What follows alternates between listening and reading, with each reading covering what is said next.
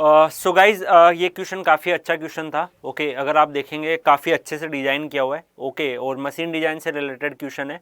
तो गाइज अगर आप यहाँ पे देखेंगे तो एक वर्टिकल कॉलम है और उस पर 2 identical revert U and V आपको मेंशन की हुई है, U and V. Okay and जो 2A है उसका डाटा आपको 100 mm गिवन है। ओके तो यहाँ से अगर आप A निकाल लेते हो तो A की वैल्यू कितनी आ जाएगी, अगर ये 2A है तो A की वैल्यू 50 आ जाएगी। ओके इसके अलावा आपको परमिसेबल शेयर स्ट्रेस जो रिवर्स मटेरियल की है वो आपको 50 MPa गिवन है एंड लोड जो है वो 10 किलोन्यूटन आप उस पर अप्लाइड कर रहे हो। इसेंट्रिसिटी की वैल्यू भी आपको E = 3√7A गिवन है।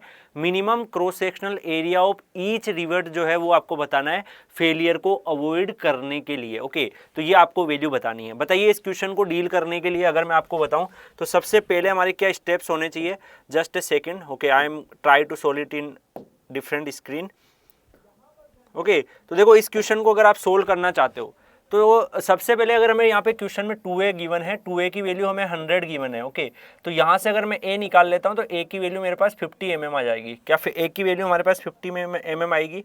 A की वैल्यू हमारे पास क्या आ जाएगी? 50 mm आ जाएगी। 2A = सबसे पहले अगर आप देखो 2A = हमारे पास 100 mm पता है हमें, 2A = 100 mm पता है। यहाँ से मैंने A निकाला तो A मेरा 50 mm आ गया। Is that correct? ओके ए की वैल्यू हमारे पास क्या आ गई? 50 mm आ गई। ओके अब देखो अगर हम इस टाइप के क्वेश्चन को जब भी सोल्व करेंगे तो हमारे पास 2 फोर्स आते हैं, एक आता है प्राइमरी फोर्स और एक आता है सेकेंडरी फोर्स। ओके तो प्राइमरी फोर्स को अगर आप कैलकुलेट करना चाहते हो तो डायरेक्टली जो P है उस दोनों बोल्ट पे हाफ हाफ डिस्ट्रीब्यूट हो जाएगा। तो P/2 यहाँ पे लग रहा होगा आपका एंड P/2 आपका यहाँ पे लग रहा होगा। P/2 आपके यहाँ पे दोनों में शोल हो रहे होंगे, P/2 दोनों लग रहे होंगे। तो इसकी वैल्यू आपके पास 5 किलोन्यूटन आ गई। ओके अगर 10 किलोन्यूटन क्वेश्चन में गिवन है ना तो ये दोनों 5 किलोन्यूटन आ गई। मतलब प्राइमरी फोर्स कितना लगेगा एक रिवर्ट पे वो आपको पता लग गया। ओके ऐसे ही सेकेंडरी फोर्स के लिए आपको फॉर्मूले याद होंगे। ओके सेकेंडरी फोर्स अगर हम कैलकुलेट करें यहाँ पे रिवर्ट के ऊपर तो वो कैसे कैलकुलेट करोगे आप? सेकेंडरी फोर्स जो है उसको कैलकुलेट करने के लिए मान लो कि ये हमारा फर्स्ट रिवर्ट है और ये हमारा सेकेंड रिवर्ट है, तो यहाँ पे सेकेंडरी फोर्स आपका इस डायरेक्शन में लग रहा होगा। ओके और उसको मैंने क्या बोल दिया? FS2 के नाम से बोल दिया। और ये मेरा जो ये वाला रिवर्ट होगा उसमें कहाँ लग रहा होगा? ये वाला जो रिवर्ट है उसमें कहाँ लग रहा होगा? यहाँ FS1 यहाँ लग रहा होगा। ओके तो दोनों में हमारे पास मिल गया, ये हमारा पॉइंट है और इसकी वैल्यू हमें पता ही है कितनी आ जाएगी। अभी हाफ किया था ना हमने, हाफ किया था तो कितना हो जाएगा? 50 mm।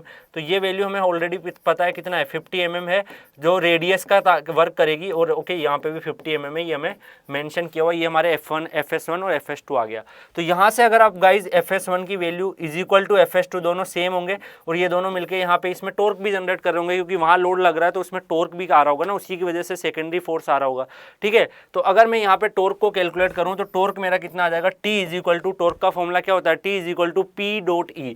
ओके तो P आपको लोड पता है, E आपको इसेंट्रिसिटी पता है कि कितनी इसेंट्रिसिटी है। इसेंट्रिसिटी मतलब वो जो पर्टिकुलर आपका कॉलम था वहां से P लोड कितनी डिस्टेंस पे लग रहा है, उसकी ये जो पॉइंट है ना सेंटर पॉइंट है इससे कितनी डिस्टेंस पे लग रहा है। टॉर्क वही निकलता है आपका। ओके ये रेडियस मत रख देना वहां पे। तो अगर मैं इसको सोल्व करूं तो ये मेरे पास P तो 10 है, 10 किलोन्यूटन जो मेरा लग रहा था, इंटू इसकी वैल्यू मेरे पास कितनी है? 3 × √7 ये मेरे पास कितना है? 3 × √7 × 50। क्या यही है? 3 × √7 × 50। ओके तो मेरे पास ये वैल्यू आ चुकी है। अब यहाँ से अगर मैं इसको सिंप्लीफाई करता हूँ गाइज, जो भी मेरे पास वैल्यू है इससे FS1 FS2 का फॉर्मूला रखता हूँ तो FS1 FS2 का फॉर्मूला हर एक बच्चे को पता होगा। PE = क्या होता है? P/2R। ओके तो यहाँ पे अगर आप वैल्यू देखोगे तो PE/2R के आसपास वैल्यू आ जाती है, PE/2R के आसपास वैल्यू आ जाएगी। तो यहाँ देखोगे तो 10, ये P की वैल्यू कितनी आएगी? 10 इंटू जो अभी हमने ऊपर निकाला 3 × √7 × 50, ये अब आपके पास वैल्यू आ गई। डिवाइडेड बाई अगर आप 2 × R आपका ये जो रेडियस है ये हो जाएगा 50। तो 50 से 50 अगर आप कैंसिल करो, देखो इसेंट्रिसिटी में भी 50 आ रहा है, इसमें भी 50 आ रहा है, दोनों को कैंसिल करो तो यहाँ से आपके पास सोल्व करने के बाद वैल्यू क्या आ जाएगी? 39.68। ये वैल्यू 39.68 आपके पास मिल जाएगी। तो 39.68 किलोन्यूटन आपको यहाँ से मिल गई और एक आपका प्राइमरी फोर्स जो लग रहा है वो 5 किलोन्यूटन यहाँ से मिल गया। क्या दोनों फोर्स आपको दिख रहे होंगे? इन दोनों फोर्स का कैलकुलेशन करते हुए मैं क्या करूँगा गाइस? दोनों फोर्स का कैलकुलेशन करते हुए हम क्या करेंगे? हाँ जी, तो दोनों फोर्स का कैलकुलेशन करते हुए 5 किलो न्यूटन जो हमारे पास आया है और ये जो 39.68 आया है, इन दोनों को सोल्व करते हुए क्या आप रिजल्टेंट फोर्स निकाल सकते हो? क्या इन दोनों का सोल्व करते हुए आप रिजल्टेंट फोर्स निकाल सकते हो?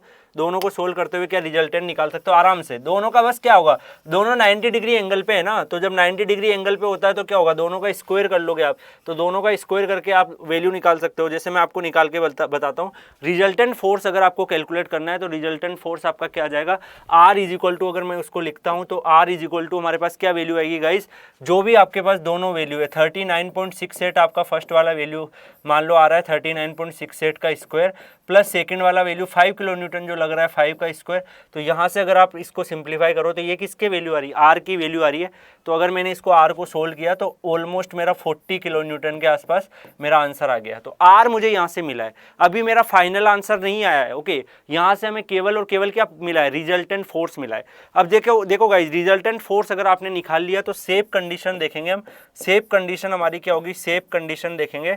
तो सेफ कंडीशन के लिए आपको ये रूल पता होना चाहिए रिवर्ट्स के केस में कि R डिवाइडेड बाई जो भी आपका रिजल्टेंट फोर्स आ रहा है डिवाइडेड बाई एरिया आप करोगे तो उससे क्या होगा, आपको शेयर स्ट्रेस मिलेगी। तो वो परमिशेबल शेयर स्ट्रेस से उसकी वैल्यू कम होनी चाहिए। ओके, ये आपको पता होना चाहिए। तो यहाँ पे अगर हमें R की वैल्यू 40 किलो न्यूटन गिवन है तो उसको अगर मैं न्यूटन में कन्वर्ट करूँ तो 40 इंटू 10/3 एंड एरिया जो है वो आपका A यहाँ पे आ ही जाएगा।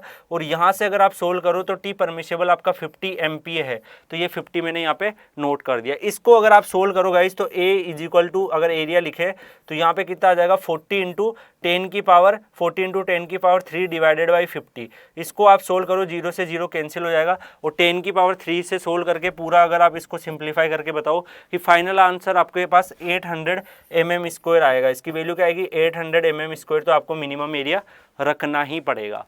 ओके, तो गाइज अगर आप क्वेश्चन में जाके वापस देखते हो, क्वेश्चन में जाके देखते हो तो आपको समझ आया होगा कि यहाँ पे इस क्वेश्चन में क्या गिवन था, आपको इस क्वेश्चन में क्या गिवन था। जो भी आपको वैल्यू गिवन है उससे आपको फाइनल आंसर बताना था और उसका आंसर क्या आएगा आपके पास 800। रिवर्ट का जो फेलियर को अवॉइड करने के लिए आपको 800 mm स्क्वायर लेगा। तो देखो यहाँ पे E की वैल्यू आपको ऑलरेडी क्वेश्चन में गिवन थी, 3 इंटू √7 इंटू ए गिवन था। तो A की वैल्यू 50 रखी थी ना हमने, वो वहीं से रखी थी। ओके, चलिए, सो आई होप सो ये क्वेश्चन आपने सोल्व किया होगा। काफ़ी अच्छा क्वेश्चन डिजाइन किया है मशीन डिजाइन में, तो आई होप सो मैक्सिमम बच्चों को समझ आया होगा। ओके।